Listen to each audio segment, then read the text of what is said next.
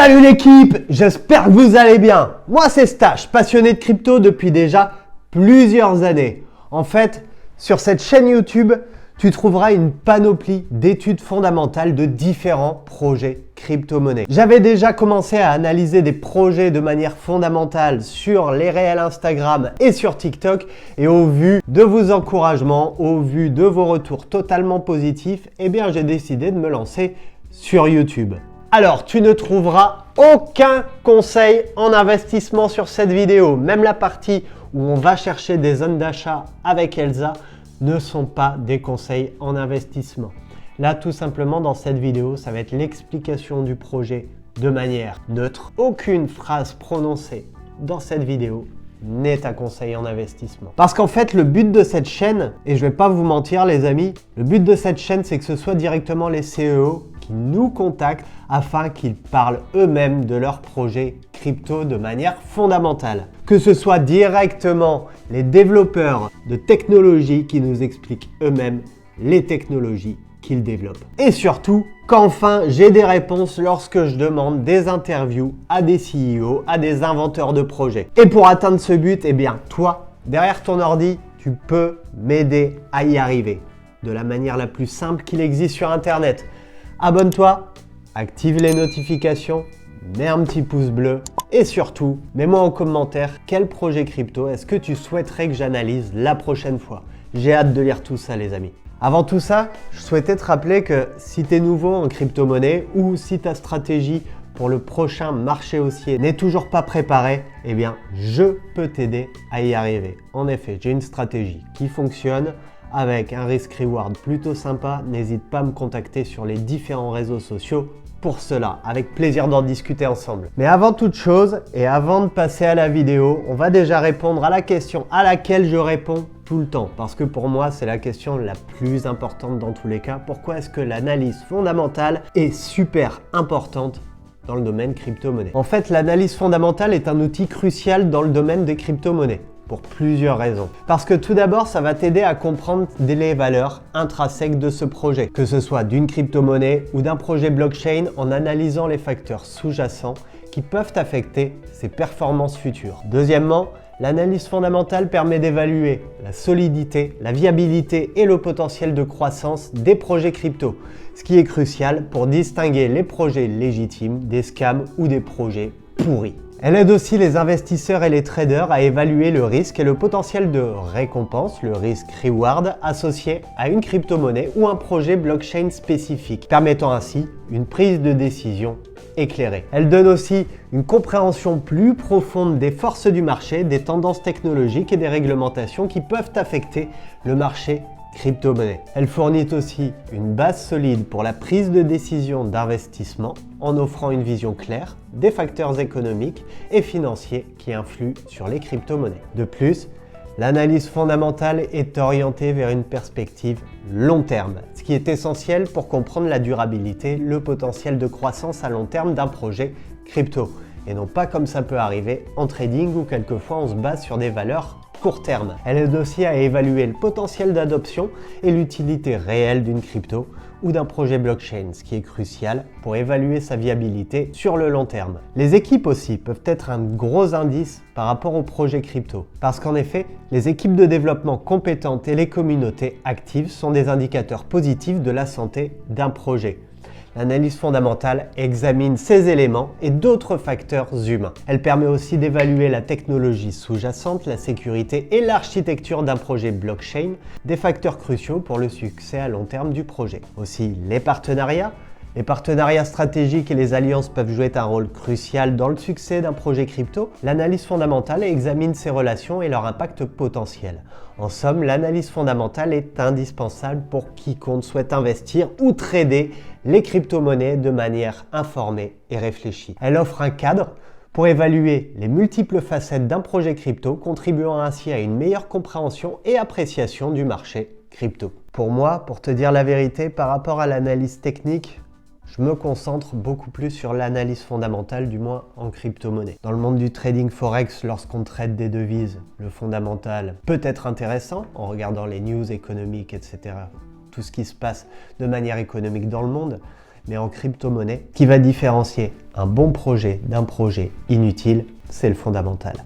Il n'y a pas de secret les amis. Mais pour cette vidéo, merci de remercier les gars Orc1335 qui nous a proposé le projet du jour. N'hésite pas toi aussi si tu souhaites me proposer des projets, ça se passe en commentaire. Dans un monde digital où la transparence et l'intricacité coexistent souvent dans une danse complexe, se pose la quête incessante de l'innovation. Alors que chaque protocole dévoile sa promesse unique, il en est un qui demeure à la lisière de l'inconnu et de l'immense potentiel. Dans la trame profonde de son code réside une énigme qui aspire à redéfinir les paradigmes de la blockchain, engendrant une réflexion au-delà de l'ordinaire. En tissant délicatement les fils de l'anonymat et de la légèreté, ce protocole ouvre une porte vers des horizons inexplorés où l'imagination n'a de limite que celle que l'on s'impose. Préparez-vous à plonger dans un récit qui défie le conventionnel et explore les profondeurs inondées de la technologie blockchain.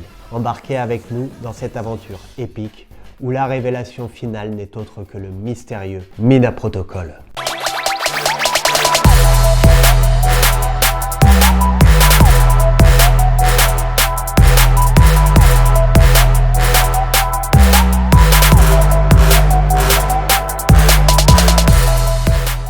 Mina Protocol, c'est un projet que j'apprécie vraiment beaucoup. En termes de fondamental, en termes d'analyse technique aussi. Ça fait quelques années que je suis ce projet et ça me fait plaisir vraiment de vous en parler aujourd'hui. Parce que je le sais que c'est un projet un petit peu à la mode, mis pas mal en avant par la communauté crypto. Et en fait, si vous voulez, en regardant un petit peu ce qui se trouve sur Internet, hormis le white paper, hormis certains sites Internet de manière écrite, il n'y a aucune analyse fondamentale sur ce projet. C'est pour ça que ça me fait plaisir aujourd'hui de vous proposer une analyse complète dessus. Et on va tout d'abord commencer par l'histoire du projet, vous présenter de manière générale le Mina Protocol pour aller ensuite en direction de chapitres beaucoup plus précis. Mina Protocol est un protocole blockchain open source ayant pour objectif de développer une blockchain extrêmement légère. Auparavant identifié comme Coda Protocol, le projet a vu le jour en 2020, a ensuite adopté le nom de Mina Protocol et par la suite captivé l'intérêt de nombreux développeurs et investisseurs dans le domaine crypto-monnaie. Initié par Zero One Labs, le protocole Mina constitue un réseau blockchain qui met l'accent sur la sécurité, l'accessibilité et la décentralisation, cherchant ainsi à instaurer une infrastructure blockchain légère. Mina atteint cet objectif en exploitant une innovation technique nommée ZK-SNARKs, accompagnée d'un mécanisme de consensus Proof of Stake. Le projet Mina Protocol s'appuie sur la notion selon laquelle des blockchains tels que le Bitcoin tendent vers la centralisation en raison d'une contradiction fondamentale dans leur architecture. L'un des objectifs principaux de Mina est de concevoir une blockchain occupant le minimum d'espace possible. D'après les initiateurs de Mina, la blockchain ne prend que 22 kilobits d'espace, ce qui la rend jusque 96 000 fois plus compacte que Bitcoin. Cette taille extrêmement réduite favorise la participation au réseau pour les utilisateurs et les développeurs, notamment ceux disposant de matériel moins performant ou confrontés à des restrictions de bande passante. Outre son fonctionnement comme un réseau blockchain Proof of Stake, le protocole Mina emploie ce que l'on nomme la preuve de validité pour diminuer la taille des fichiers et réduire la puissance de calcul nécessaire pour les nœuds afin de participer au consensus du réseau. L'abréviation ZK-SNARKs se traduit par Zero Knowledge Succinct Non-Interactive Argument of Knowledge. ZK-SNARKs est un dispositif de preuve cryptographique qui permet de contrôler l'intégrité d'une information sans divulguer aucun détail sur cette information. Il est employé pour assurer la confidentialité des transactions. Les ZK-SNARKs sont fondamentalement des instantanés, entre guillemets, capture de l'état d'un registre décentralisé à un moment donné, des métadonnées de la blockchain, plutôt que de l'ensemble des données pour chaque transaction individuelle. Par ailleurs, la préservation de la confidentialité des données est un avantage capital de Mina. Cette blockchain permet aux utilisateurs de garder la main sur leurs informations privées tout en exploitant la technologie.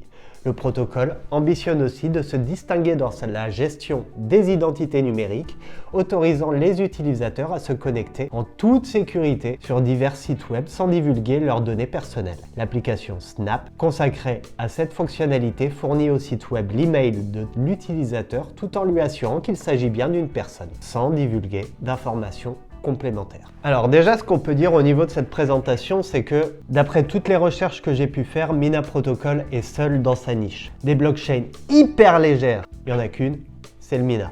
D'autres blockchains légères existent, mais pas au point du Mina Protocol. Même si nous avons déjà vu dans des vidéos précédentes les ZK-Snarks, on va quand même en reparler aujourd'hui parce que je pars du principe où une personne peut très bien tomber sur cette vidéo avant de tomber sur les vidéos précédentes de ma chaîne. Donc il est tout à fait normal que je vous réexplique tout en détail. On verra ça dans les technologies sous-jacentes. Mais pour l'instant, on va regarder un petit peu le processus historique du Mina Protocol. Qu'est-ce qu'il s'est passé depuis sa création? Où est-ce que ça en est aujourd'hui? Quelle a été l'évolutivité de ce projet de A à Z? L'histoire commence en 2017 sous l'égide de l'entreprise O1 Labs. Evan Shapiro et Isaac Meckler ont donné naissance au Mina Protocol, une initiative visant à maximiser la décentralisation et la scalabilité des blockchains. Evan Shapiro assume la fonction de CEO au sein de la Mina Foundation, tandis que l'entreprise O1 Labs voit le jour durant la même période. En 2019, pour poursuivre l'avancement du projet, O1 Labs réussit à lever 15 millions de dollars. Parallèlement, une action en justice est engagée cette année par le développeur blockchain de R3 Corda, reprochant à Mina Protocol, alors appelé Coda, une trop grande similarité avec Corda. Ce qui a conduit au changement de la dénomination de Corda à Mina. Au lieu de miser sur la puissance de calcul brut, l'approche privilégie l'utilisation des ZK-Snarks. C'est une solution raffinée et avant-gardiste dans le champ de la cryptographie, visant à renforcer la compétitivité. Durant les 3 années qui ont suivi, les équipes du projet ainsi que la communauté ont engagé plusieurs phases de test. Le projet favorise également le développement d'applications destinées à proposer des services financiers sans sacrifier la confidentialité. Un agent programmable, accessible à tous via un simple téléphone portable. En 2020, après 3 années de développement et de financement successifs, le ZK-Snarks est présenté au public. Il s'agit d'une preuve à divulgation nulle de connaissances, saluée comme une avancée technologique significative. Le changement de nom pour Mina s'opère également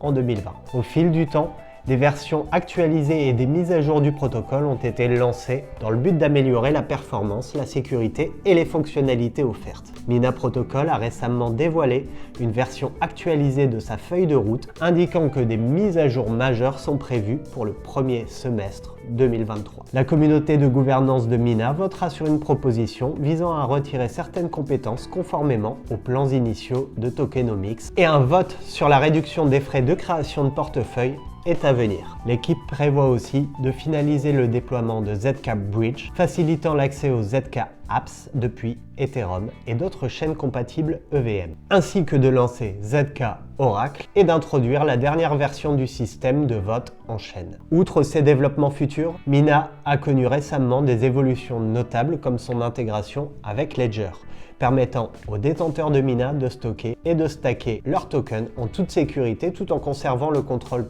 complet des clés privées. Cette intégration, associée à des rendements annuels supérieurs à 10% pour le stacking de Mina, renforce l'attrait de Mina Protocol pour les investisseurs souhaitant à sécuriser et faire fructifier leurs actifs. Mina a ensuite réussi à bâtir une communauté solide de développeurs, d'investisseurs et d'adeptes qui contribuent à l'évolution du projet. Mina a aussi réussi à lever des fonds substantiels pour financer son développement, en attirant des investisseurs institutionnels et des capitals risqueurs. La fondation Mina a orchestré une vente communautaire de tokens en avril 2021 et a amassé 18,75 millions de dollars pour le projet. Après 4 années dédiées à la conception et à l'expérimentation de leur plateforme, l'équipe d'O1 Labs a inauguré le réseau principal Mina le 23 mars 2021. Dans les perspectives futures, la fondation Mina chapeauterait les subventions allouées aux développeurs de la communauté et gardera en réserve les actifs du réseau. Mina Innovation Initial. En utilisant une technologie appelée ZK-Snarks, Mina a pu réduire considérablement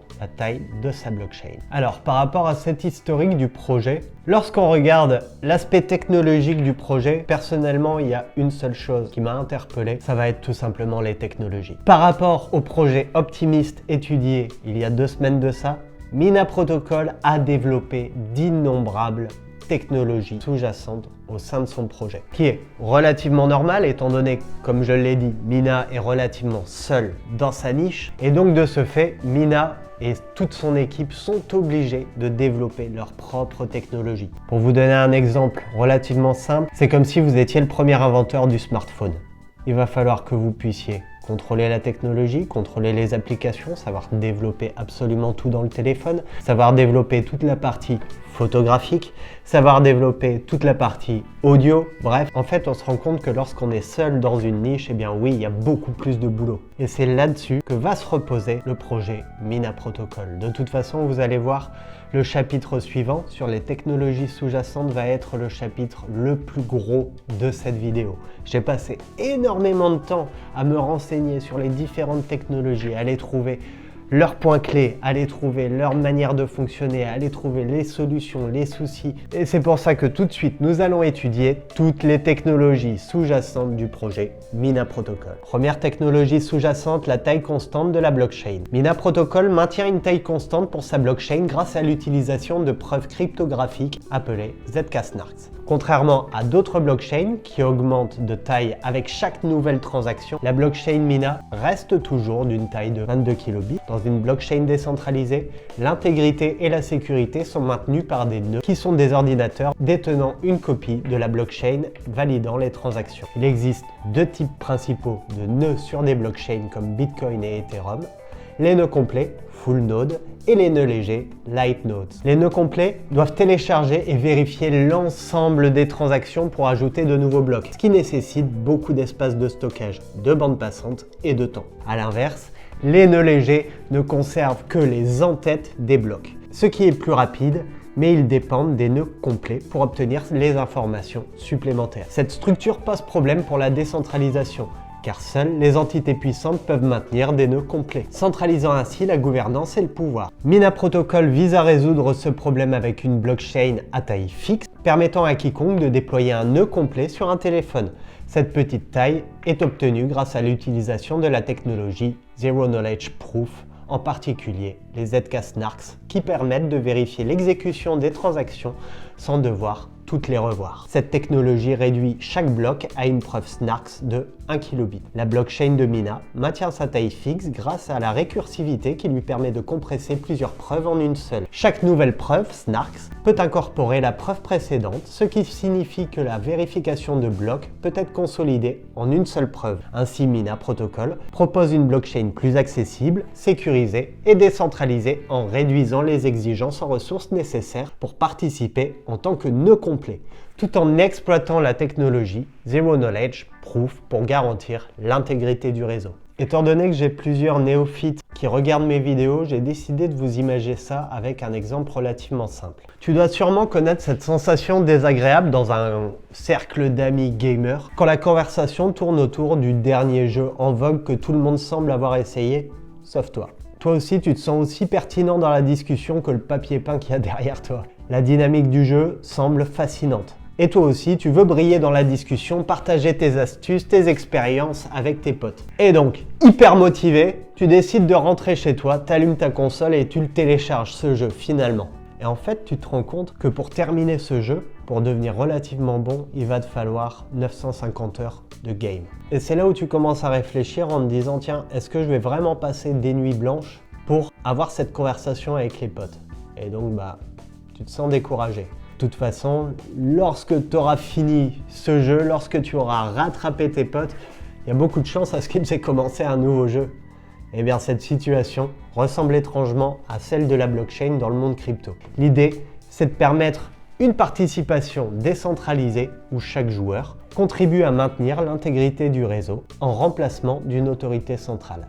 Cependant, pour que quelqu'un participe, le processus doit être simple, accessible, engageant et abordable. Et surtout, ne pas nécessiter une courbe d'apprentissage abrupte ou un investissement de temps énorme. Il ne faudrait pas qu'il y ait une saga entière à travers pour saisir les subtilités. La décentralisation au cœur de la crypto, c'est comme un jeu où tout le monde devrait pouvoir participer sans avoir à passer des semaines à se préparer. Ça ne devrait pas ressembler à un marathon de gaming insupportable avant de pouvoir contribuer et apprécier la conversation autour de la blockchain avec les autres. En fait, les ZK-SNARKs, ça va permettre d'avoir un résumé pour simplifier, ce qui va faire gagner en taille et en temps. Aussi simple que ça. Et c'est de ça qu'on va parler.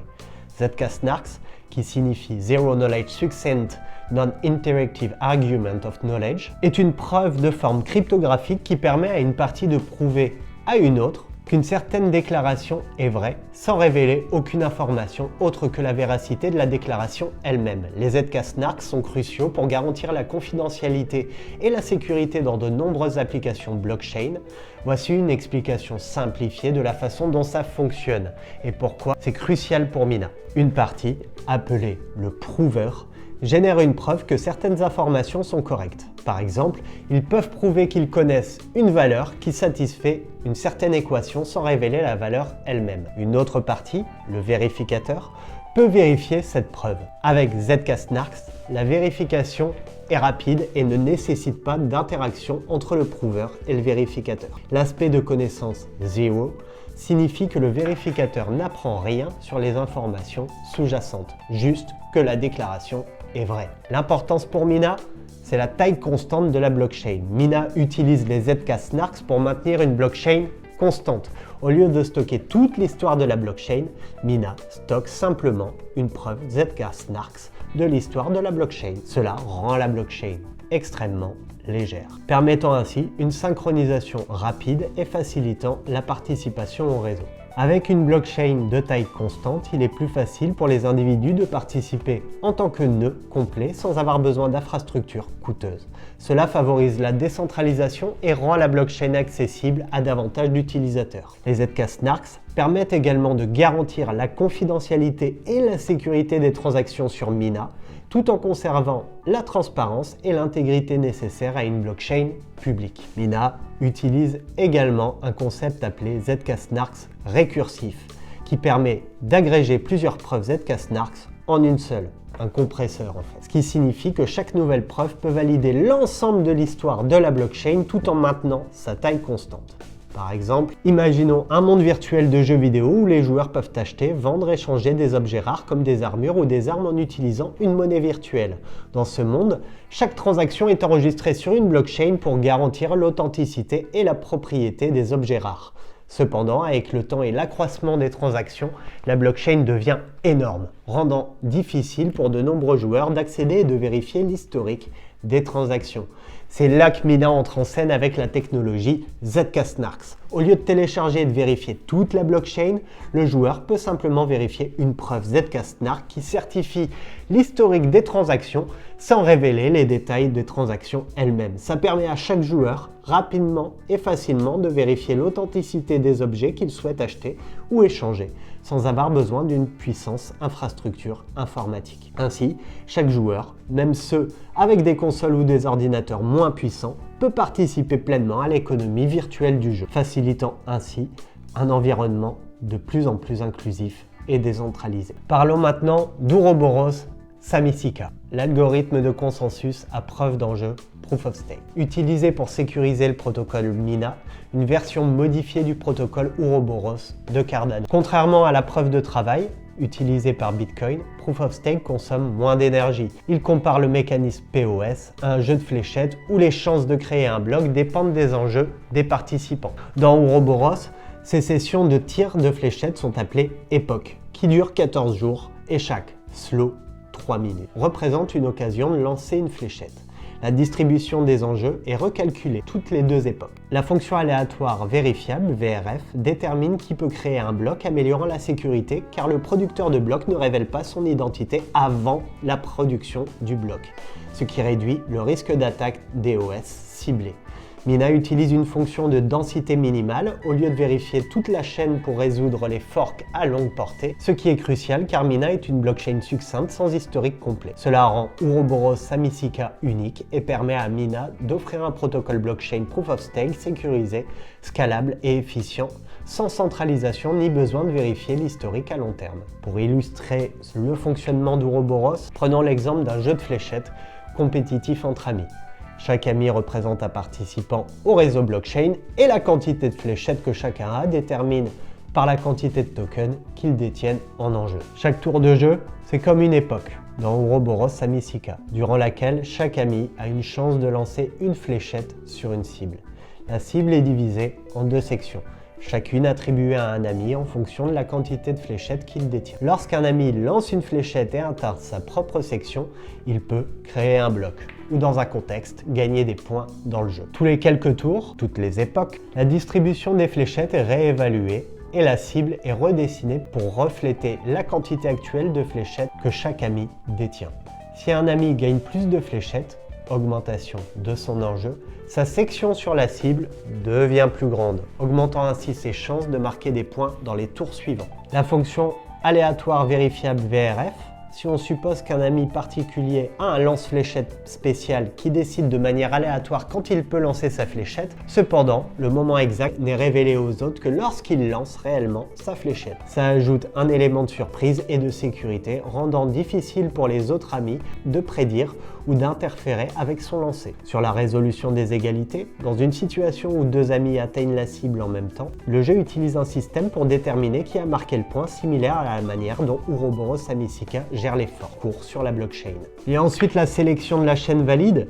Si on suppose qu'il y a un score global qui est suivi au fil du temps, si une dispute survient concernant le score, plutôt que de révisiter chaque tour précédent, un mécanisme simplifié est utilisé pour vérifier qui a la plus haute densité de score. Pour résoudre la dispute, similaire à la fonction de densité minimale utilisée dans Ouroboros Samicika. Concernant les fonctions aléatoires vérifiables, les VRF, Verifiable Random Functions, sont des primitives cryptographiques qui permettent de générer des valeurs aléatoires d'une manière qui peut être vérifiée par d'autres mais sans révéler les informations qui ont contribué à générer ces valeurs aléatoires. En d'autres termes, elles permettent de prouver que l'information a été générée aléatoirement et n'a pas été altérée sans révéler le secret utilisé pour la générer. Voici comment elles fonctionnent et pourquoi elles sont si importantes. Un utilisateur possédant une paire de clés public et privé, utilise sa clé privée pour générer une sortie aléatoire à partir d'une entrée donnée. La sortie est générée unique à l'entrée donnée et la clé privée utilisée, et ne peut pas être reproduite sans la clé privée.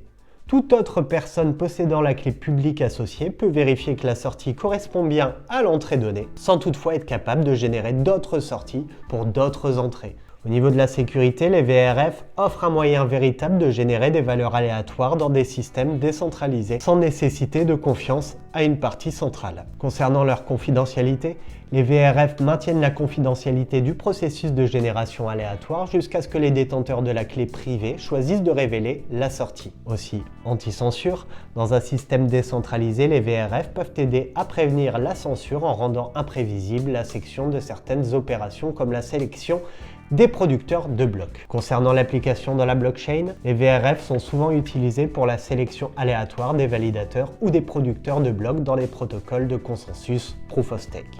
Par exemple, dans Mina Protocol, les VRF sont utilisés pour déterminer qui obtient le droit de produire un bloc à chaque tour du protocole de consensus, de manière à garantir une sélection équitable et imprévisible, tout en permettant la vérification et la légitimité de la sélection. En résumé, les VRF sont des outils cryptographiques puissants qui jouent un rôle crucial dans la sécurisation des protocoles blockchain décentralisés et de la promotion de la justice et de la transparence au sein de ces systèmes.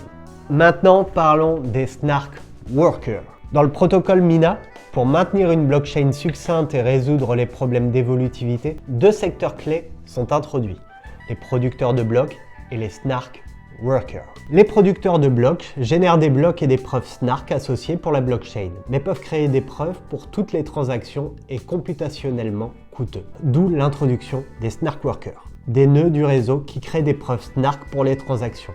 Mina organise un marché, appelé Snarketplace, où les producteurs de blocs ajoutent des transactions nécessitant des preuves Snark sur une sorte d'étagère de travaux à faire. Les Snark Workers prennent ces travaux, créent des preuves Snark et les replacent sur l'étagère.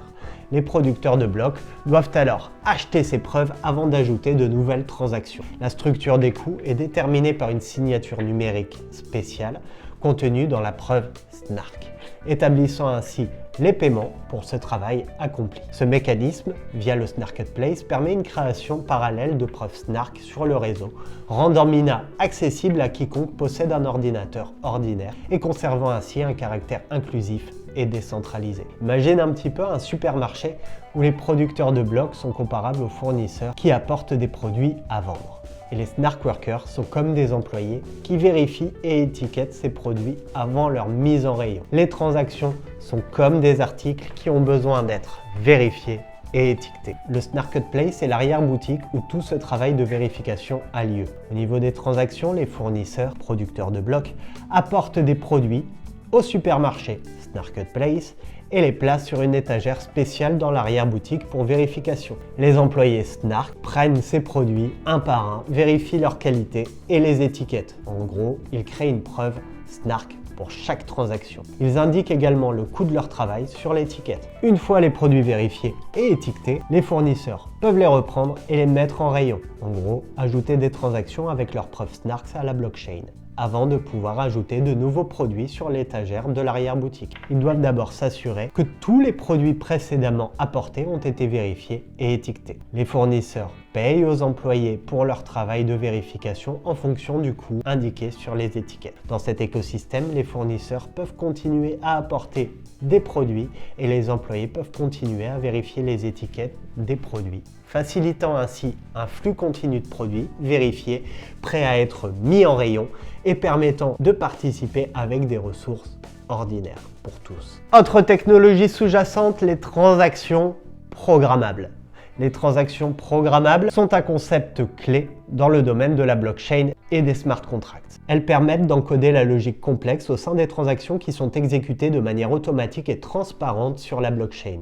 Voici quelques points essentiels concernant les transactions programmables. Ces transactions programmables automatisent le processus de transfert de valeur ou d'exécution d'instructions spécifiques sur la blockchain sans intervention humaine. Elles sont souvent réalisées via des smart contracts qui sont des programmes autonomes résidant sur la blockchain et qui exécutent des actions spécifiques en fonction de certaines conditions. Les transactions programmables fournissent une transparence totale et une traçabilité des actions effectuées, car chaque transaction est enregistrée de manière immuable sur la blockchain. Elles offrent un haut niveau de sécurité, car une fois qu'un smart contract s'est déployé, il ne peut pas être modifié, ce qui garantit que la logique encodée sera exécutée comme prévu. Les transactions programmables peuvent interagir avec d'autres contrats intelligents et ressources sur la blockchain, créant des applications décentralisées complexes. Par exemple, imagine un système de location de voitures décentralisé. Un smart contract peut être programmé pour gérer les locations. Lorsqu'une personne paye la location, le contrat vérifie le paiement, puis déverrouille la voiture de manière automatique pour le locataire. À la fin de la période de location, la voiture est verrouillée automatiquement jusqu'à la prochaine location. Les transactions programmables ouvrent des possibilités presque illimitées pour automatiser et sécuriser les échanges et les valeurs de l'exécution des logiques complexes dans un environnement décentralisé et transparent. Parlons maintenant de Pickle. Le module Pickle implémente des protocoles binaires de sérialisation et de désérialisation d'objets Python. La sérialisation est le procédé par lequel une hiérarchie d'objets Python est convertie en flux d'octets. La désérialisation est l'opération inverse par laquelle un flux d'octets, à partir d'un binary file ou by-like object, est converti en hiérarchie d'objets. Sérialisation et désérialisation sont aussi connus sous les termes de pickling, marshalling ou encore flattening. Le module Pickle permet de transformer des objets Python en suite de caractères, un processus appelé sérialisation, comme je l'ai déjà dit. Pour les sauvegarder dans un fichier, puis de les retransformer en objets Python plus tard, un processus appelé désérialisation en les lisant depuis ce fichier. Ces processus sont aussi souvent appelés pickling et unpickling. C'est comme prendre une photo d'un objet pour la stocker, puis de la reconstituer à partir de cette photo plus tard. Pickle ouvre la voie à une multitude de possibilités en termes de transactions programmables sur la blockchain Mina. Les développeurs peuvent créer des types de transactions adaptés à des cas spécifiques et les smart contracts peuvent être construits pour automatiser les interactions entre les parties sur le réseau, tout en respectant les règles et les conditions prédéfinies. Grâce à Pickle, Mina espère étendre les capacités de sa blockchain succincte, facilitant ainsi la création et la gestion de smart contracts et de transactions personnalisées. Ça, c'est crucial pour maintenir un écosystème blockchain robuste et dynamique qui peut répondre à une variété de besoins et d'applications dans l'espace de la blockchain et au-delà. La combinaison du langage Pickle et de la structure unique de la blockchain, y compris des Marketplaces et des Snark, positionne Mina comme une plateforme puissante et flexible pour la création de l'exécution de smart contracts, contribuant ainsi à résoudre des problèmes de scalabilité et d'accessibilité qui ont été des défis dans l'industrie de la blockchain. Dans le réseau, Mina met l'accent sur la conservation d'une blockchain succincte pour garantir rapidité, efficacité, en résolvant ainsi les problèmes courants d'évolutivité auxquels sont confrontés de nombreux réseaux blockchain. Cependant, il y a aussi un besoin de conserver l'historique complet des transactions pour des raisons diverses comme la vérification, l'audit ou l'analyse de données. C'est là que les nœuds d'archivage entrent en jeu. Les nœuds d'archivage sont des composants spécialisés du réseau qui ont la tâche de stocker et de maintenir l'intégrité et l'historique des transactions qui se sont produites sur la blockchain. Alors que la plupart des nœuds du réseau ne conservent que des informations succinctes nécessaires pour valider des nouvelles transactions et maintenir l'état actuel du réseau, les nœuds d'archivage conservent une trace exhaustive de toutes les transactions en remontant jusqu'au tout début de la blockchain. Voici quelques points supplémentaires concernant ces nœuds d'archivage dans Mina. Les nœuds d'archivage stockent non seulement des transactions elles-mêmes, mais aussi toutes les données associées comme les signatures, les informations de temps et d'autres métadonnées pertinentes. Les parties intéressées, qu'il s'agisse d'audits, de chercheurs ou de développeurs, peuvent interagir avec les nœuds d'archivage pour obtenir des données historiques précises concernant les transactions et l'état du réseau à différents moments dans le temps. En ayant accès à un historique complet, les utilisateurs et les développeurs peuvent vérifier les transactions et les états antérieurs de la blockchain, ce qui est crucial pour la transparence et l'auditabilité du réseau. Les nœuds d'archivage peuvent être configurés pour interagir avec d'autres systèmes ou applications, facilitant ainsi l'exploitation et l'analyse des données blockchain. Alors que la blockchain principale se concentre sur la conservation d'un état succinct, les nœuds d'archivage garantissent que l'historique complet est conservé indéfiniment ou aussi longtemps que nécessaire pour référence future. En fournissant un mécanisme pour la conservation à long terme des données,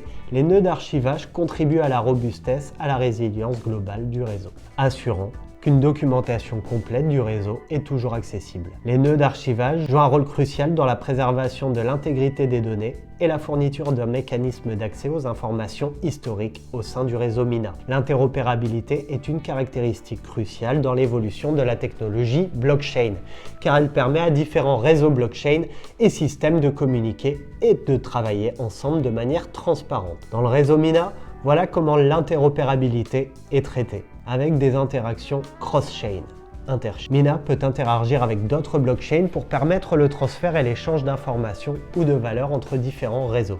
Ces informations cross-chain peuvent être facilitées par des protocoles spécifiques ou des smart contracts qui permettent la communication entre Mina et d'autres blockchains. L'interopérabilité peut être réalisée via des passerelles ou des ponts blockchain qui servent de liaison entre Mina et d'autres blockchains.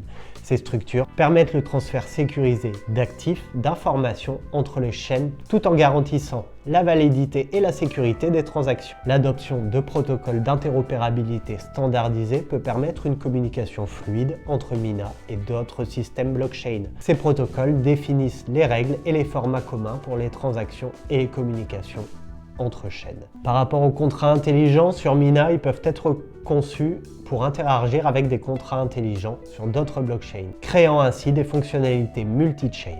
Ceci peut être utile pour des scénarios ou des opérations où des accords doivent être exécutés sur plusieurs blockchains simultanément. Des wrappers peuvent être utilisés pour emballer des tokens ou d'autres actifs d'autres blockchains de manière à ce qu'ils puissent être utilisés sur la blockchain Mina et vice-versa. Cela peut élargir l'utilité des actifs existants et permettre des applications financières décentralisées, DeFi, plus complexes et intégrées. Des API, interfaces de programmation d'applications, et des connecteurs peuvent être développés pour faciliter l'interaction entre Mina et d'autres systèmes ou plateformes. Ces outils peuvent permettre aux développeurs d'accéder à des données ou à des services sur Mina depuis d'autres blockchains ou applications. En fournissant un cadre interopérable, Mina peut contribuer à un écosystème blockchain plus large et plus robuste, facilitant la collaboration, l'innovation et la croissance dans l'espace blockchain. En résumé, l'interopérabilité est un objectif clé pour Mina, permettant une plus grande utilité et une coopération entre différents réseaux blockchain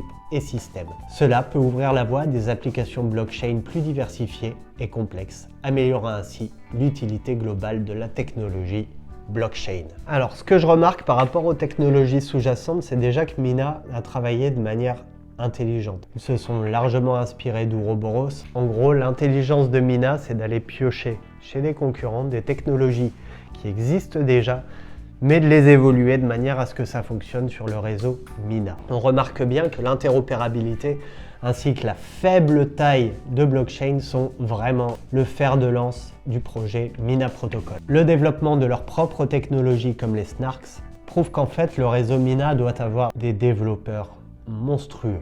Étant seul dans sa niche, c'est ce que je vous ai dit en introduction, Mina est obligé de développer ses propres technologies, de partir en gros de zéro. Et c'est là le gros challenge de ce projet. Si on regarde le projet français par exemple Capsternoa, ils utilisent une technologie existante, les NFT, et ont développé leur idée de capsule temporelle par rapport aux NFT. Concernant Mina, comme ils sont tout seuls, forcément le développement, comme je vous l'ai dit, part de zéro.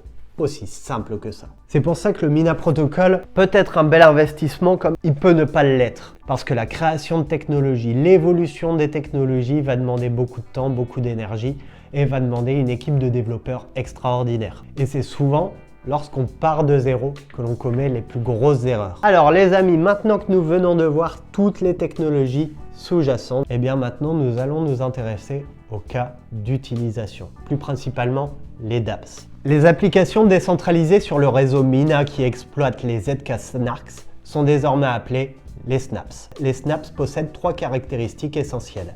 Elles permettent de vérifier l'intégrité d'un ensemble de données sans avoir besoin de connaître les différentes données en elles-mêmes. Elles facilitent la vérification de l'exactitude des calculs longs et onéreux. Elles sont évolutives. Lorsqu'une snaps est déployée sur Mina, seul son développeur effectue la séquence de calcul correspondante. Les nœuds du réseau se chargent par la suite uniquement de vérifier les preuves cryptographiques associées. Dans notre environnement numérique actuel, chaque utilisateur doit remettre ses informations personnelles privées et confidentielles à de grands acteurs centralisés pour accéder à différents services. Cependant, avec les snaps, les utilisateurs de Mina fourniront des preuves de l'intégrité des données sans avoir à révéler les données elles-mêmes. L'emploi de preuves cryptographiques ouvre la porte à la création de nouvelles applications. Par exemple, on peut prouver la possession d'un document d'identité valide sans avoir à présenter le document en question. On peut établir des systèmes de vote privé avec des résultats authentiques, vérifiables publiquement, sans dévoiler l'identité des votants ni leur choix. On peut attester de la possession d'une certaine quantité de crypto-monnaie sans révéler son adresse publique. De plus, il est possible de prouver l'éligibilité pour un prêt bancaire sans avoir à dévoiler la totalité de sa fortune et les noms des banques où les fonds sont déposés. Une compagnie d'assurance peut vérifier l'absence de certains gènes sans nécessiter la divulgation du génome entier et ainsi de suite. Présentation maintenant des ZK Humans, une plateforme permettant une identité numérique sûre et privée pour les individus et les collectifs. La plateforme ZK Humans est une solution révolutionnaire qui transforme l'identité numérique des humains modernes en tant qu'individus et collectifs. En exploitant la puissance des preuves à divulgation nulle de connaissances, Zero Knowledge Proof, ZK Humans permet aux individus d'établir une propriété biométrique des identifiants numériques sans compromettre la sécurité ou la confidentialité de leurs informations personnelles. De plus, ZK Humans étend ses capacités aux entités collectives, permettant aux individus de prouver leur appartenance à un collectif sans révéler leur propre identité. Cette approche récursive permet également aux collectifs de prouver leur appartenance à des super-collectifs sans divulguer de détails spécifiques. Avec ZK Humans, les identités humaines peuvent être exprimées avec une multiplicité ou avec une résistance civile, assurant robustesse et protection contre les activités frauduleuses.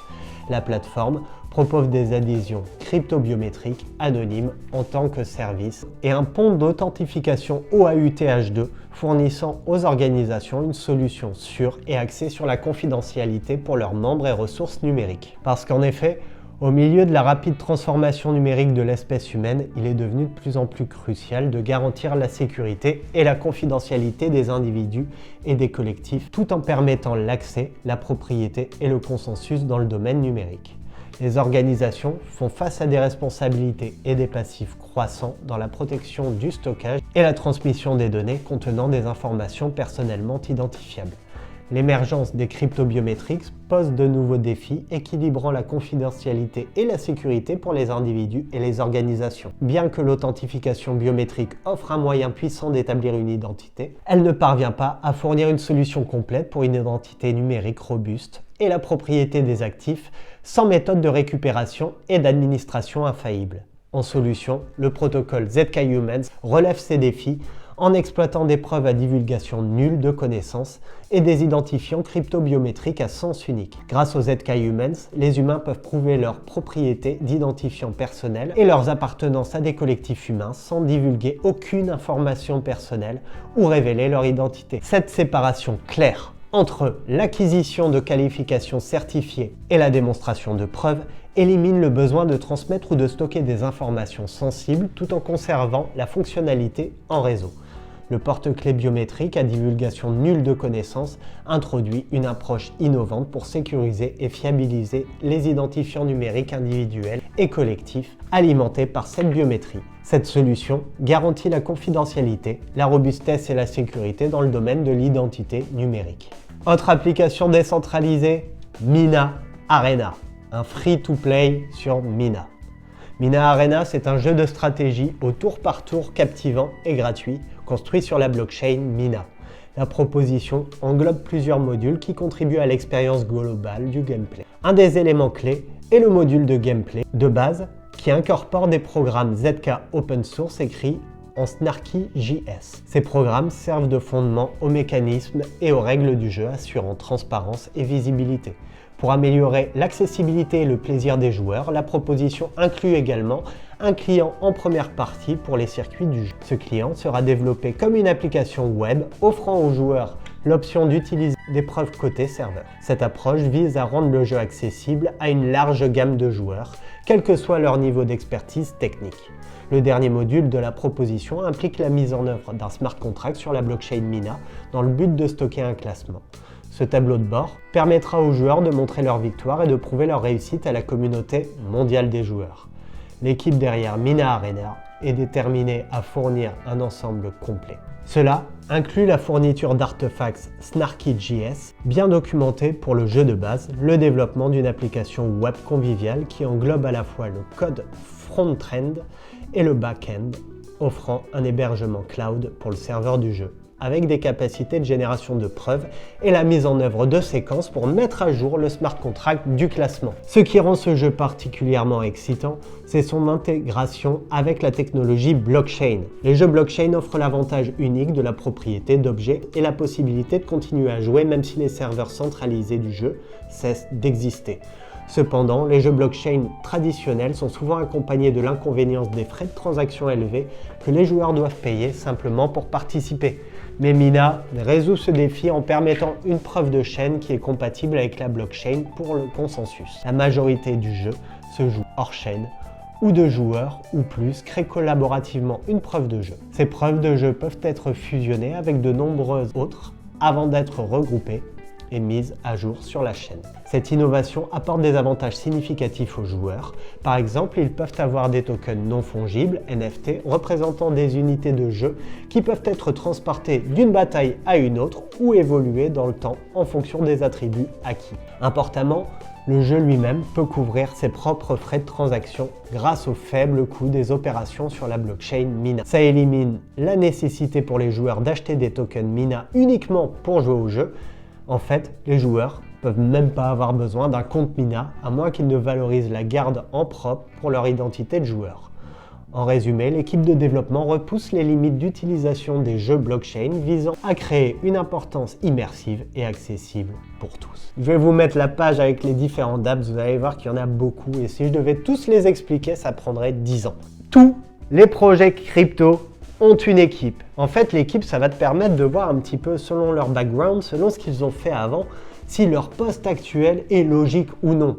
Si le boulot qu'ils font aujourd'hui, s'ils ont déjà eu de l'expérience dans le domaine, parce que c'est important. Par exemple, pour moi qui suis maître d'hôtel, si tu m'envoies dans mon équipe que des nouveaux qui n'ont jamais porté un plateau de verre, qui n'ont jamais porté 3 assiettes, voire plus, je vais passer un service de merde. C'est exactement pareil sur la crypto. Pour développer un projet crypto, il te faut une équipe de développeurs. Et surtout sur Mina, il va te falloir une super équipe de développeurs au vu de toutes les technologies que Mina développe. Et c'est ça qu'on va voir tout de suite, l'équipe qui développe ce projet. Les fondateurs du projet Mina sont Evan Shapiro et Isaac Meckler. Evan Shapiro est le PDG de Zero One Labs, la société derrière la blockchain Mina. Et Isaac Meckler est le CTO de la société. Ils ont travaillé ensemble pour créer Mina avec l'idée d'une blockchain légère et accessible qui permettrait une vérification décentralisée tout en préservant la vie privée des utilisateurs et leur sécurité.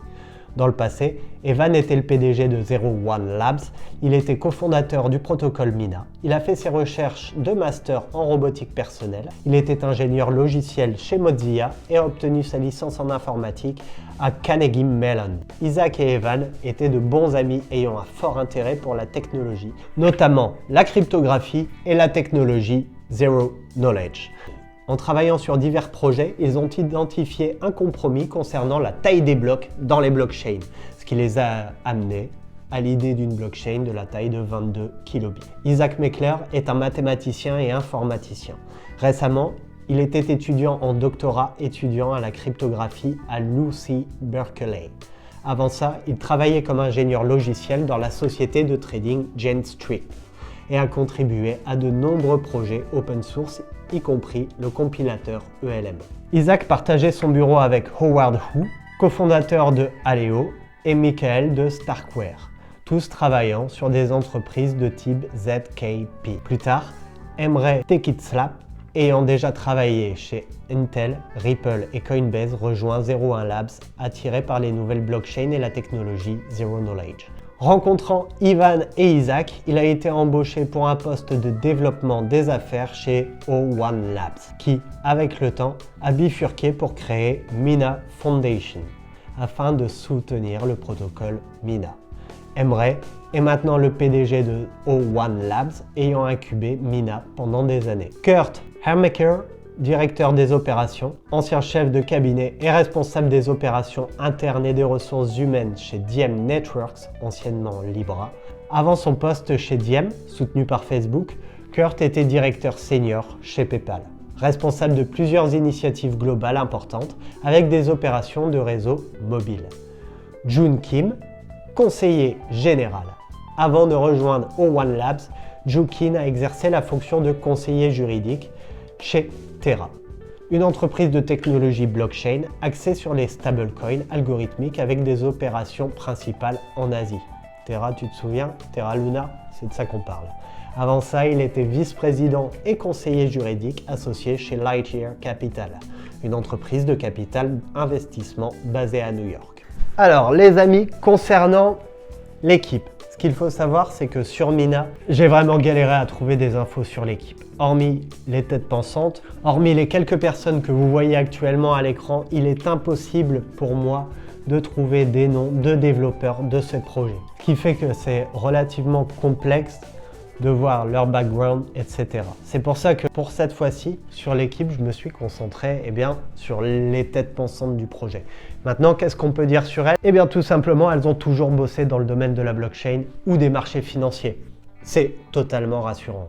Totalement rassurant. Et en fait, à part ça, il n'y a rien d'autre à dire. Ce que je veux dire, c'est que les plus hauts gradés du protocole Mina ont toujours bossé dans le domaine de la blockchain. Parce qu'en effet, avoir une équipe qui a une idée, c'est déjà cool. Mais avoir une équipe qui a une idée et qui a un background déjà au niveau cryptographique, jackpot.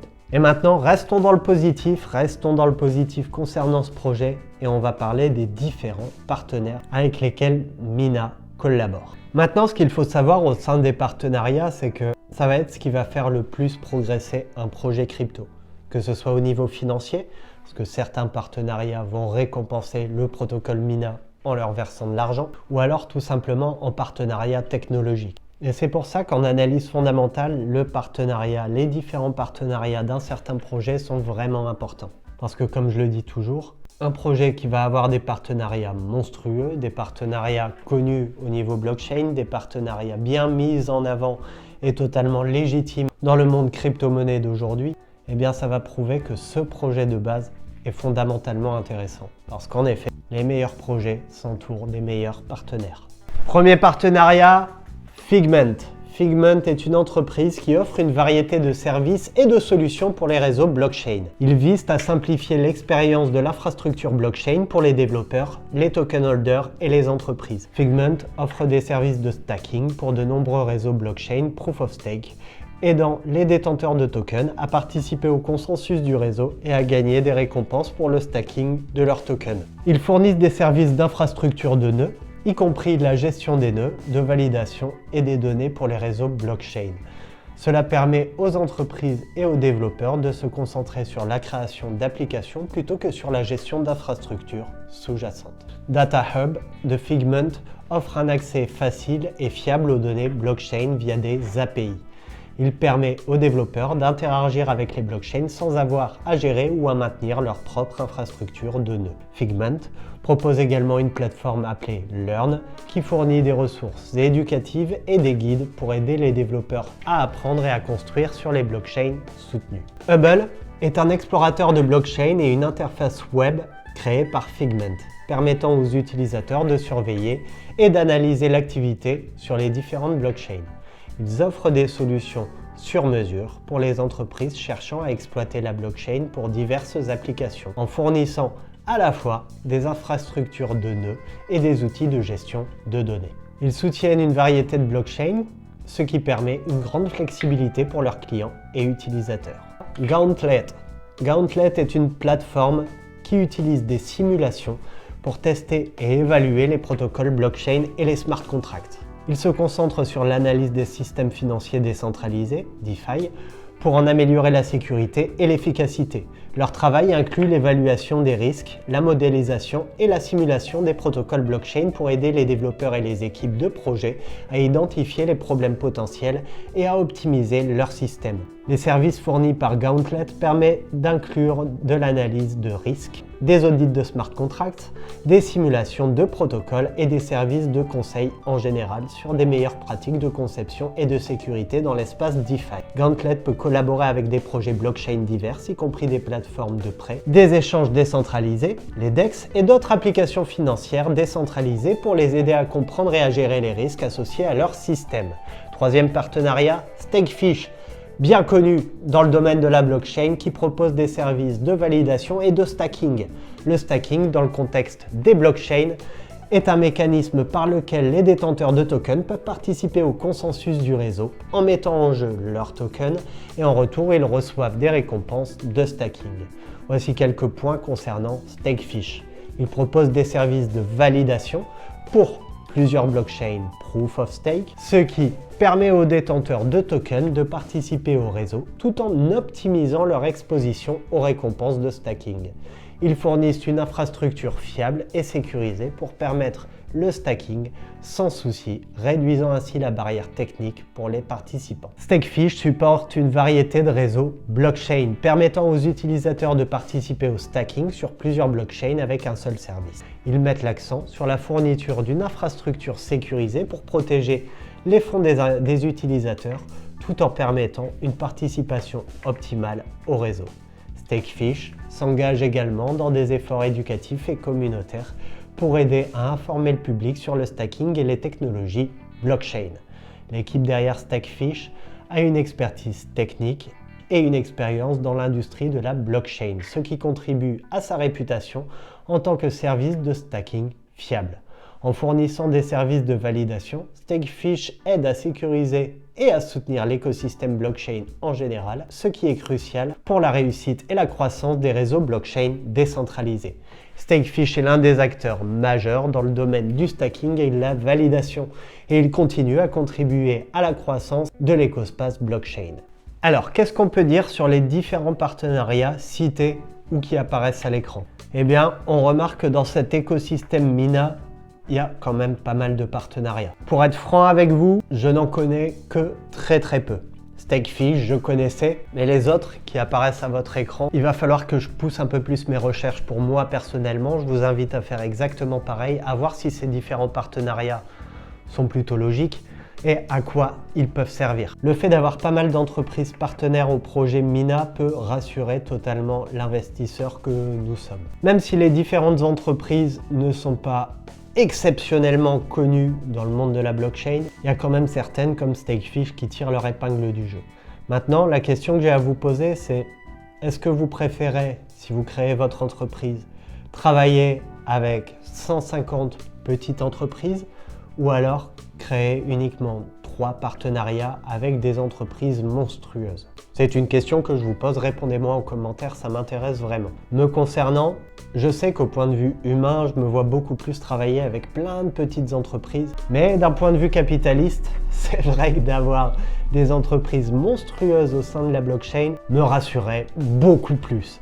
C'est pour ça, au sein des partenariats, j'ai pas trop poussé le sujet, je vous laisserai vous faire vos propres recherches, mais en fait, j'avais pas grand chose à dire. Et spoil alert, ça va être exactement pareil avec la concurrence. Depuis tout à l'heure, je t'explique que Mina est tout seul dans sa niche. Et il faut quand même que je vous trouve des concurrents. Donc, je l'ai fait en plusieurs étapes. Tout d'abord, j'ai regardé les concurrents qui vont se rapprocher plutôt de la scalabilité et de la rapidité de transaction. Et là, je me suis rendu compte qu'en fait, c'était peut-être un petit peu hors sujet. Donc, je me suis concentré sur un deuxième objectif concurrentiel et ça a été la petite taille de blockchain. Et comme je vous ai dit, Mina sont les seuls à avoir une toute petite blockchain. Encore une fois, je me sentais totalement hors sujet. Et c'est pour ça que finalement, je me suis concentré sur d'autres technologies. C'est-à-dire que maintenant, on va regarder 4 projets blockchain qui mettent l'accent sur la préservation de la vie privée, la décentralisation et la sécurité. Pour moi, c'est cette description qui va se rapprocher le plus de comment je pourrais décrire Mina Protocol. Et nous commençons tout de suite avec le premier. Monero XMR. Monero est une crypto-monnaie axée sur la confidentialité, la sécurité et la décentralisation. Lancé en 2014, il utilise des technologies de cryptographie avancées pour masquer les informations sur l'expéditeur, le destinataire et le montant des transactions. Monero se distingue par son engagement envers la fongibilité et la gouvernance communautaire, tout en offrant un réseau robuste et sécurisé où chaque utilisateur a la possibilité de garder ses transactions privées. Deuxième concurrent, Zcash et sa crypto ZEC. C'est une crypto-monnaie centrée sur la confidentialité. Lancée en 2016, elle permet des transactions transparentes semblables à Bitcoin tout en offrant une option de transaction protégée qui masque les détails tels que l'expéditeur, le destinataire et le montant. Zcash utilise une technologie appelée Zk-Snarks comme Mina pour permettre cette confidentialité tout en assurant la validité des transactions. Troisième concurrent, Dash. Dash est une crypto axée sur la rapidité et la confidentialité. Lancée en 2014, elle propose des transactions instantanées avec Instant Send et des transactions privées avec Private Send. Dash est gérée par une organisation décentralisée autonome, DAO, et utilise un système de 2 niveaux avec des mineurs et des masternodes, favorisant ainsi à la fois la sécurité et l'efficacité. Quatrième et dernier concurrent, Horizen et sa crypto Zen. C'est un projet blockchain axé sur la confidentialité et la sécurité, offrant une plateforme pour construire des applications privées. Lancé en 2017, il propose une crypto-monnaie appelée Zen et utilise la technologie aussi Zk-Snarks pour permettre des transactions privées. Horizen vise également à proposer un environnement pour des applications décentralisées et met en œuvre un système de nœuds pour maintenir un réseau sécurisé résistant à la censure. Alors, qu'est-ce qu'on peut dire par rapport à tous ces concurrents? Déjà, comme je vous ai dit en introduction, j'ai galéré. Là, sur ce sujet, on s'est concentré sur 3 caractéristiques différentes, ce qui nous a sorti 4 projets concurrentiels, mais à nouveau, aucun d'entre eux n'a une blockchain de 22 kilobits. Et c'est pour ça que fondamentalement, c'est plutôt intéressant. Maintenant, ce qu'il faut savoir, c'est que les plus gros professionnels, les plus gros développeurs de blockchain ont tous les outils nécessaires pour ce développement. Par exemple, si tu as un développeur blockchain dans tes contacts, tu vas bien voir que chez lui, il va développer la blockchain avec un très bon ordinateur et non pas un téléphone portable. En fait, le projet Mina va s'ouvrir au monde entier. Sauf qu'à l'heure actuelle, il n'y a qu'un très faible pourcentage de la population qui s'intéresse au monde blockchain. Pour moi, on est là sur le gros point négatif.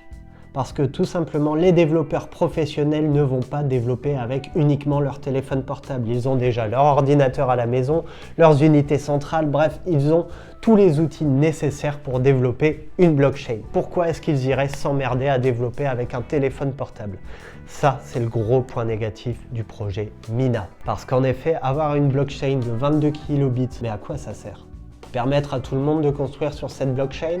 Ok, mais pour faire quoi? Qu'est-ce qui va nous dire que dans quelques années, le Mina Protocol sera adopté par tous? Mais petite réticence, et surtout pas un conseil en investissement, pour moi, l'évolution va forcément aller avec technologie, avec outils. Et ça, pour moi, c'est le gros point négatif du Mina.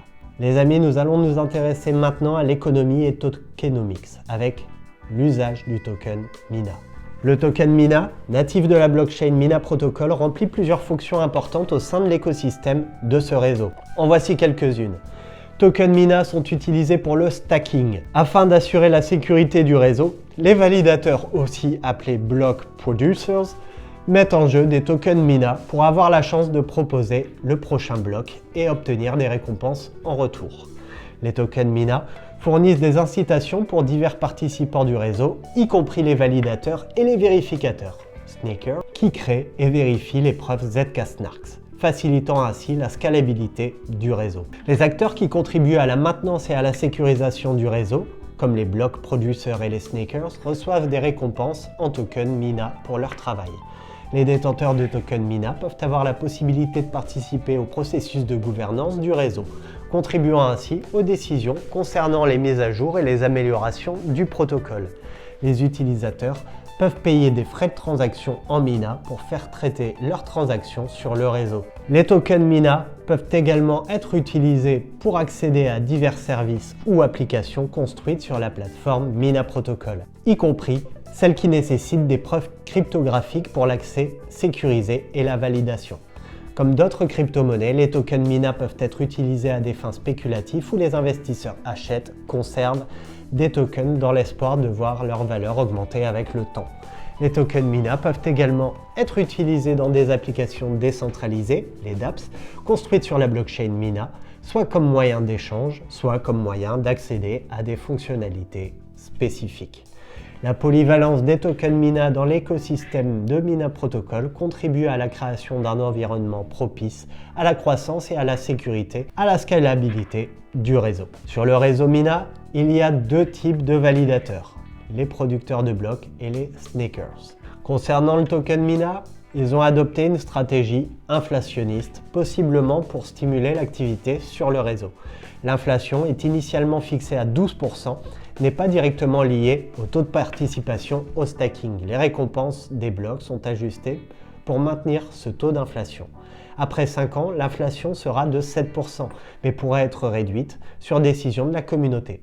29% des tokens préminés sont toujours en lock-up, mais en majorité de leur libération est déjà passée, rendant les prochaines années plus stables. Alors maintenant que l'on vient de voir l'utilité du token Mina, eh bien ça va être le moment que vous préférez, vous, investisseurs crypto-monnaies. Trouver des zones d'achat pour ce projet Mina Protocol si tu as l'intention d'investir dessus au prochain bull run. Encore une fois, aucun conseil en investissement. Ça va être simplement une analyse graphique afin de trouver des zones de retournement de prix, tout simplement pour acheter au plus bas. Aucun conseil en investissement, toujours dessus. Et c'est pour ça qu'on va rejoindre Elsa. Elsa, une grande amie à moi. Ça fait des années qu'on bosse ensemble, je connais son travail. Et elle, ça fait un peu plus de 2 ans, je crois qu'elle est trader indépendante sur le marché du Forex. Elle utilise une technique qui s'appelle Sequalizer qui permet de retrouver des zones de retournement sur les marchés Forex, crypto et bourse. Et c'est pour ça que Elsa va être présente aujourd'hui. Ok les gars, ça y est, nous nous retrouvons avec la génialissime Elsa. Elsa, comment vas-tu ? Ça va bien? Ouais, bah ouais, toujours la patate, ça fait plaisir de te voir. Alors, Elsa, je t'ai déjà présenté en quelques mots, bien sûr, pas aussi bien que toi tu ne le fais, je te laisse te présenter. Et après, on verra un petit peu plus le concret du projet. Ça marche. Merci pour l'invitation. Alors moi c'est Elsa, toujours 34 ans. J'ai toujours mon diplôme de mathématiques informatiques en poche depuis maintenant 12 ans. Et c'est pour ça que j'aime bien analyser des graphiques et qu'il y a 7 ans, j'ai découvert la bourse, principalement les actions, les stocks. Et je me suis passionnée pour ce domaine-là. Et il y a 2 ans, j'ai découvert le Forex. Et j'ai découvert plus particulièrement le trading Forex et la méthode Sequalizer.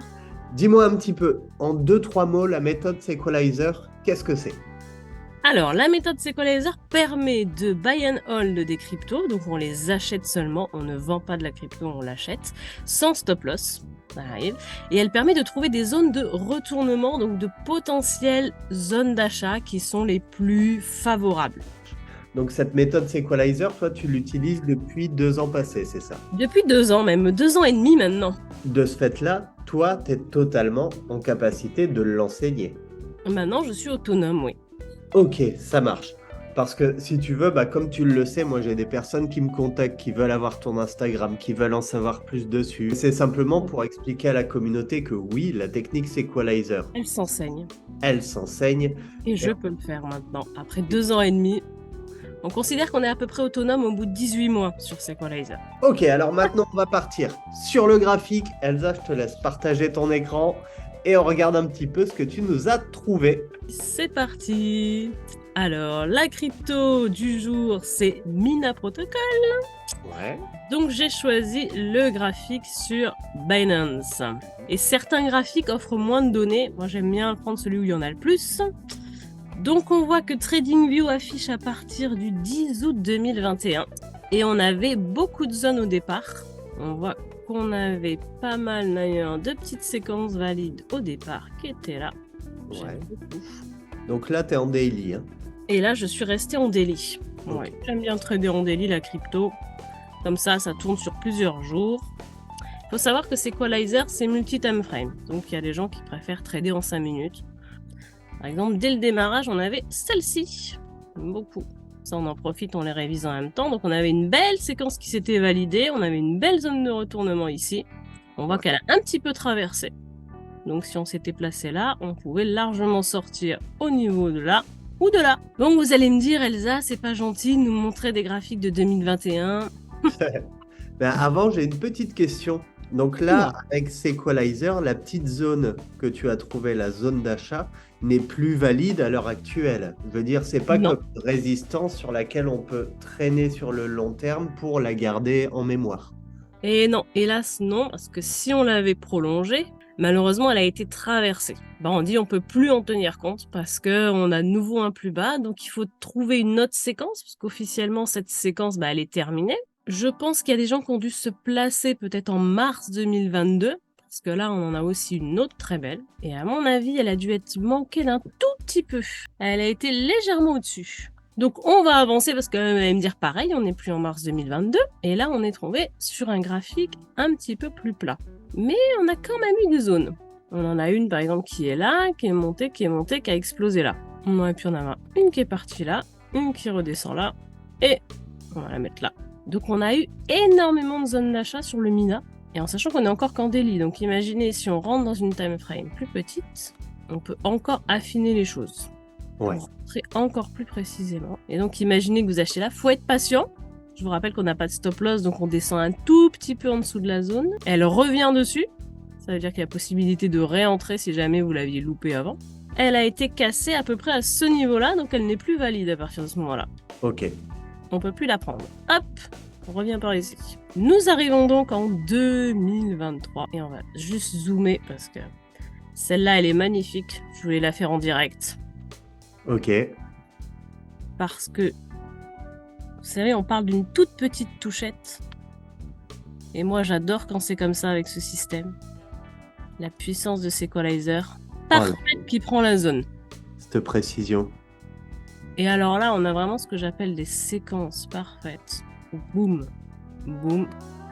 Et alors en plus, après, on va chercher un haut rendement. Si on s'est placé de manière sécuritaire, on pouvait sortir. Pour les sécuritaires, ils vont sortir à peu près là. À peu près. 50% de plus-value, c'est pas dégueulasse déjà. En premier TP. On prend. Et après, on peut aller chercher celle-ci, 94%. Ouais, un petit x2 qui fait plaisir. Et puis là, quelqu'un qui a vraiment holdé à long terme, par sécurité, soit il sort vers là, soit il sort vers là-haut. On est sur du 146%. N'oubliez pas de prendre vos gains quand vous faites des trades sur le chemin.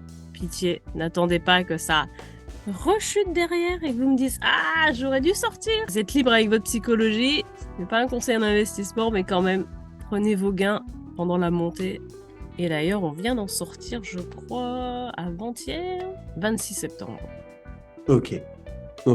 Donc là, cette zone est comprise entre 0,374 pour le haut et 0,368 pour le bas.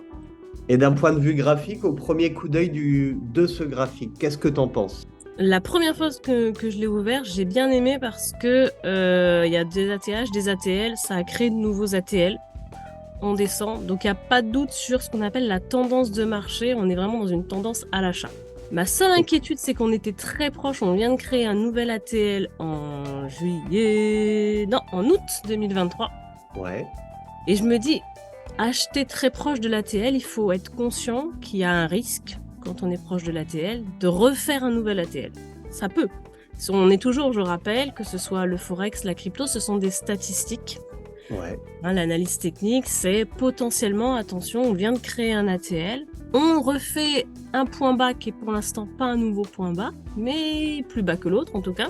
Ouais. On peut avoir un truc qui descend, qui chute. Donc, c'est là où il faut gérer sa psychologie par rapport, voilà.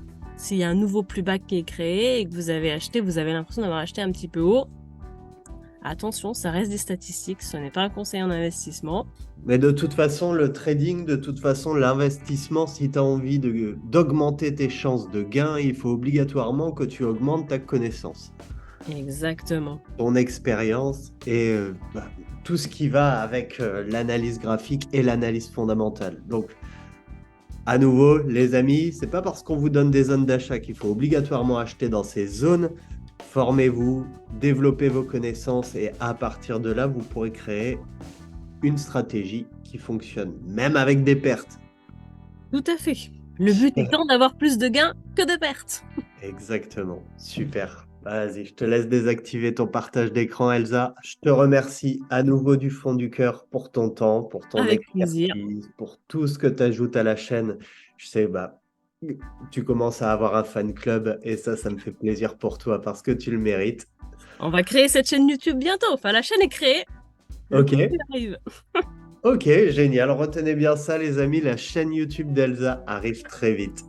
Ça fait plaisir à entendre. Elsa, je te fais de gros bisous. Merci pour tout. Merci à toi. Et on se dit à très vite. Salut. Ciao. Ciao. Ok les amis, ça y est, nous arrivons à la fin de cette vidéo. J'espère qu'elle vous aura plu. J'espère qu'elle va beaucoup t'aider pour le prochain marché haussier crypto. N'oublie pas que si ta stratégie n'est pas encore faite ou si tu viens d'arriver sur le marché crypto-monnaie, contacte-moi. Vraiment, l'éducation, c'est la clé les amis et créer sa stratégie avant le marché haussier, c'est hyper important. Contacte-moi si ta stratégie n'est toujours pas prête, mais surtout contacte-moi si tu es nouveau en crypto-monnaie parce que ce serait dommage que tu perdes de l'argent, cher ami. On est de plus en plus nombreux sur la chaîne et ça, je vous en remercie. Comme vous le voyez, je suis tout seul avec Elsa qui développe de manière parfaite toute la partie graphique. Mais moi, je m'occupe de tout ce qui va être mon enregistrement, les recherches, le montage. Et tout ça, ça me prend énormément de temps. Et c'est pour ça que je vous remercie de me suivre sur cette chaîne. N'oublie pas de t'abonner, d'activer les notifications, surtout de mettre un petit pouce bleu et de me mettre en commentaire si tu souhaites que j'analyse un de tes projets crypto préférés. Des votes auront lieu sous cette vidéo. Mettez un petit pouce bleu dans les commentaires sur le projet qui vous intéresse le plus pour la prochaine fois. Et ce sera celui-ci que j'étudierai. Même avec des doigts en compote, même avec les vacances coupées, moi c'est toujours Stache et c'est moi qui t'informe sur le fondamental de la manière la plus poussée possible sur chaque projet crypto. Merci de me suivre à nouveau l'équipe. On se voit très vite. Moi je vous dis à dans 2 semaines. Ciao.